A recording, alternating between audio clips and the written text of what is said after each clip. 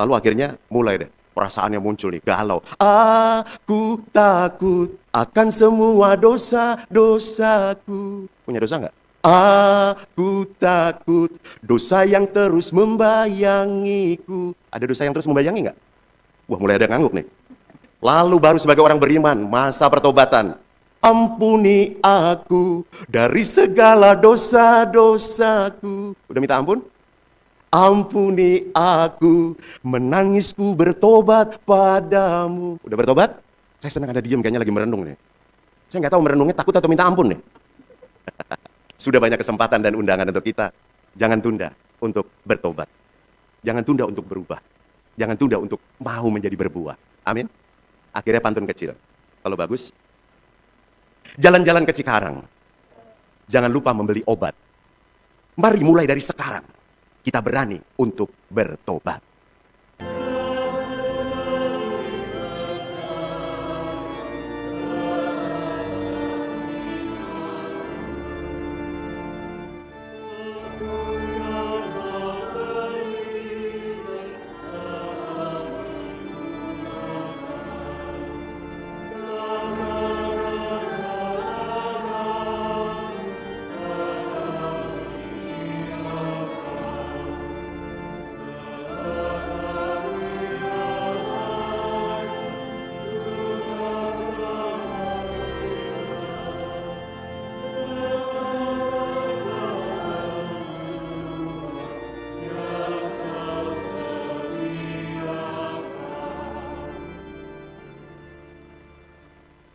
Dalam nama Bapa dan Putera dan Roh Kudus.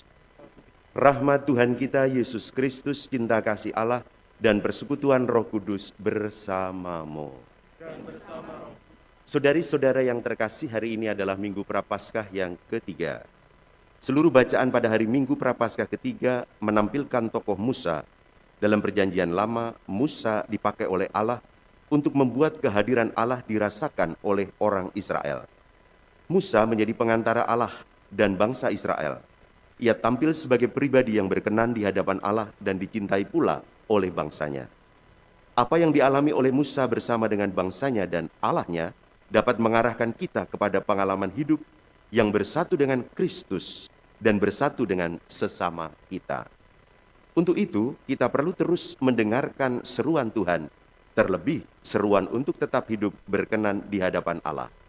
Salah satu langkah penting untuk hal itu adalah pertobatan. Hari ini bersama Gereja Keuskupan Agung Jakarta, kita ingin berdoa untuk perdamaian di Ukraina. Sadar bahwa kita manusia lemah, mari kita hening, mohon ampun pada Tuhan, agar kita layak merayakan Ekaristi Kudus. Selamat pagi saudari-saudara yang terkasih. Tidak terasa kita sudah memasuki Minggu Prapaskah yang ketiga. Rasanya belum lama kita membuka masa Prapaskah dengan Rabu Abu. Waktu terus berjalan dan hari ini kita mendapatkan ajakan kembali untuk bertobat. Dan bukankah masa Prapaskah memang masa pertobatan? Diceritakan dalam bacaan Injil hari ini dari Lukas bab 13 ayat 1-9, beberapa orang datang kepada Yesus dan memberikan kabar bahwa ada orang Galilea yang dibunuh oleh Pilatus dan darahnya dicampur dengan darah persembahan. Lalu Yesus menanggapi kabar itu kepada beberapa orang itu. Tanggapan Yesus begini, sangkamu orang Galilea itu lebih besar dosanya daripada orang Galilea yang lain? Yesus bertanya, tapi Yesuslah yang menjawab sendiri. Tidak, kataku, tapi jika kamu tidak bertobat, kamu akan mengalami kematian yang demikian. Lalu Yesus melanjutkan, sangkamu 18 orang yang mati tertimpa menara di dekat Siloam lebih besar dosanya daripada orang Yerusalem yang lain? Lalu Yesus menegaskan kembali, tidak, kataku, tetapi jika kamu tidak bertobat, kamu pun akan mengalami demikian. Jadi Yesus mengatakan, jangan mudah mengadili. Seolah-olah orang yang meninggalnya kurang wajar, entah itu dibunuh entah itu tertimpa menara, itu lebih besar dosanya daripada kita. Yesus bilang, tidak. Tapi kalau kamu tidak bertobat, kamu pun bisa akan mengalami yang demikian. Jadi kata kuncinya adalah kita nggak usah ngadili orang. Lebih baik kita sendiri mulai dengan bertobat.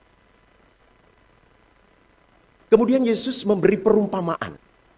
Ada perumpamaan seorang yang mempunyai pohon ara. Lalu dia ingin cek karena sudah 3 tahun. Ternyata pohon itu tidak berbuah. Lalu dia berkata kepada penggarap kebun anggur itu, tebanglah pohon ini. Sudah 3 tahun gak ada buahnya. Buat apa kalau tidak berbuah? Tapi penggarap kebun itu bilang, Tuhan, biarkanlah dia tumbuh 1 tahun ini lagi. Saya akan mencanggul tanahnya. Saya akan memberi pupuk di sekitar pohon itu.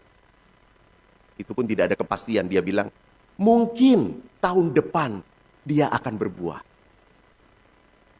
Lalu dia mengatakan janjinya ini. Jika tidak, baru tebanglah. Apa pesan Injil ini untuk kita? Yang pertama tentang bertobat dulu. Bertobat itu kan ada 3 langkah. Saya sering mengulang-ulang ini.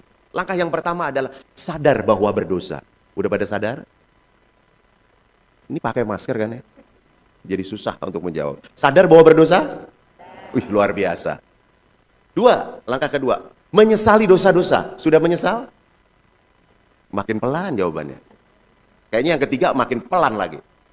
Yang langkah ketiga itu yang penting. Baru disebut bertobat. Berubah. Sudah berubah? Tuh, cuma 2-3 orang yang ngomong. Masih mending ada yang bicara. Yang lainnya masih abstain. Saya ingin mengatakan, menyadari dosa itu adalah bentuk kerendahan hati. Saya berdosa, saya sungguh berdosa. Oke, itu sering kita lakukan tiap kali. Menyesal itu adalah selangkah lebih maju daripada cuma sadar berdosa. Iya, aku nyesel. Akan ku beri pupuk, akan ku cangkul lagi. Semoga nanti berubah. Nyesel tuh pakai nangis, ada yang pakai janji, swear, wow gitu ya. Ada yang tanda tangan. Bermacam-macam cara menyesal. Tapi itu belum bertobat. Baru disebut bertobat kalau berubah.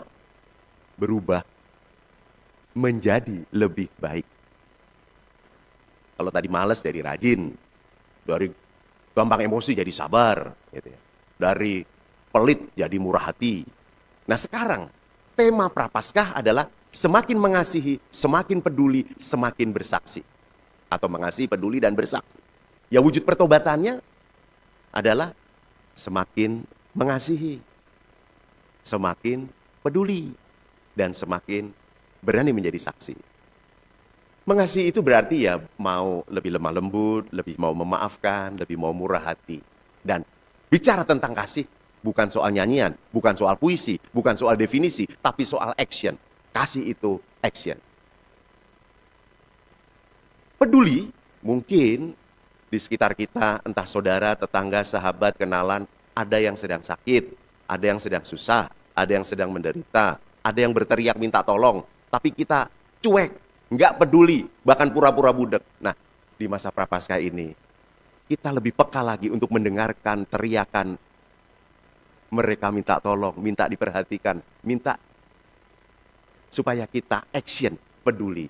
Mungkin ada yang minta vitamin, ada yang minta masker, mungkin ada yang minta obat, mungkin ada yang minta pertolongan.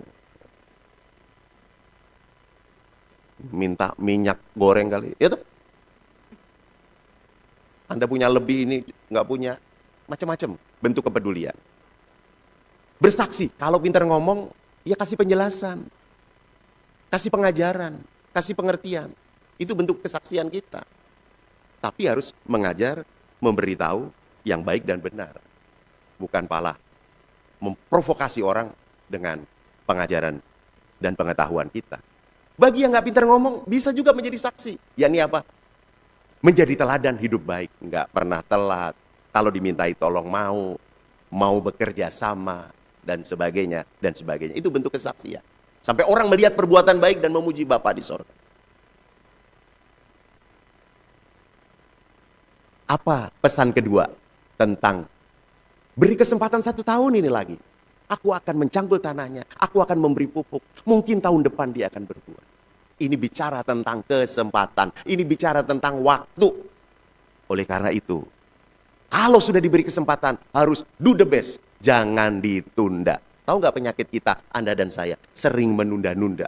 Apalagi sudah diberi kesempatan. Ya nggak ada jalan lain kecuali cangkul, kasih pupuk. Dan di masa prapaskah ini, sudah diberi sarananya, kita tinggal melakukannya.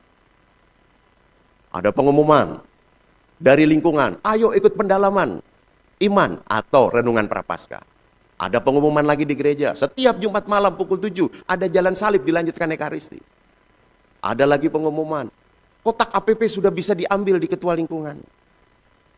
Ada lagi nanti pengumuman, ya, siapa yang mau? Nih, kita kebetulan paroki kita sedang ingin memperbaharui tongkat estafet kepengurusan Dewan Paroki Pleno. Ayo ikut melayani jadi ketua lingkungan, jadi koordinator wilayah, jadi ketua seksi, jadi ketua bidang. Ini kesempatan, ini undangan. Pertanyaannya, apakah kita menanggapi semua undangan-undangan itu?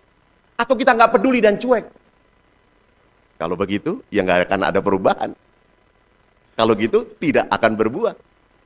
Nah, semoga teman-teman mau menjawab aneka undangan-undangan yang merupakan kesempatan indah yang belum tentu terulang. Jadi kalau diberi kesempatan atau waktu, mau untuk menjawab kesempatan dan waktu itu? Sekali lagi, pakai masker. Ini kayaknya nggak niat banget nih. Halo. Ini aja begitu ditegur 3 tahun nggak berbuah. Oke, beri kesempatan tahun depan semoga. Jangan disia-siakan kesempatan itu. Sebab tentang hari dan saatnya kita nggak tahu. Kalau dalam bahasa perumpamaan ini, tentang dibunuhnya oleh Pilatus nggak ada yang tahu. Tentang ketiban menara di Siloam nggak ada yang tahu. Tentang ditebangnya pohon nggak ada yang tahu. Ini bukan pewartaan yang menakutkan. Kalau seperti sebuah lagu, lagunya kira-kira begini. Andai ku tahu kapan tiba ajalku, ku akan memohon Tuhan tolong panjangkan umurku. Masalahnya nggak tahu.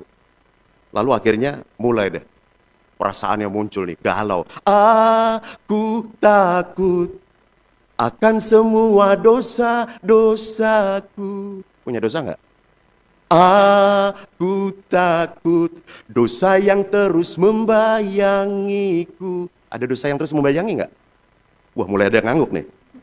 Lalu baru sebagai orang beriman, masa pertobatan. Ampuni aku dari segala dosa-dosaku. Udah minta ampun? Ampuni aku, menangisku bertobat padamu. Udah bertobat? Saya senang ada diem, kayaknya lagi merenung nih. Saya nggak tahu merenungnya takut atau minta ampun nih. Sudah banyak kesempatan dan undangan untuk kita. Jangan tunda untuk bertobat. Jangan tunda untuk berubah. Jangan tunda untuk mau menjadi berbuah. Amin. Akhirnya pantun kecil. Kalau bagus, jalan-jalan ke Cikarang. Jangan lupa membeli obat. Mari mulai dari sekarang. Kita berani untuk bertobat. Marilah mewartakan misteri iman kita.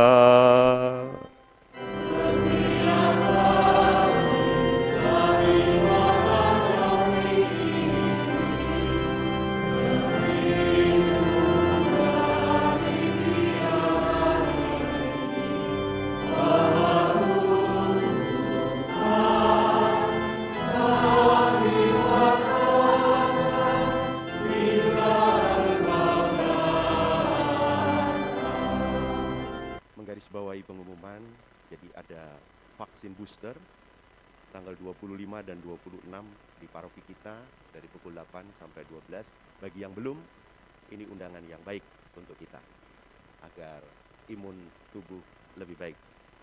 Lalu ada pengumuman dari Panitia Paskah. Panitia Paskah membuat replika atau miniatur patung Santo Gabriel. Ada yang sudah pesan, nanti setelah Ekaristi ini bisa serah terima. Bagi yang akan memesan, hari ini adalah pesanan terakhir. Silahkan bisa menghubungi panitia di bawah. Terima kasih untuk para petugas liturgi pada hari ini. Terima kasih untuk tim Komsos, tim TGKP, dan kita semua, sehingga Ekaristi dapat berjalan khidmat dan lancar. Mari kita mohon berkat Tuhan. Tuhan bersamamu, berkat Tuhan menyertai Bapa, Putera, dan Roh Kudus. Ekaristi sudah selesai, pergilah dengan membawa damai Tuhan.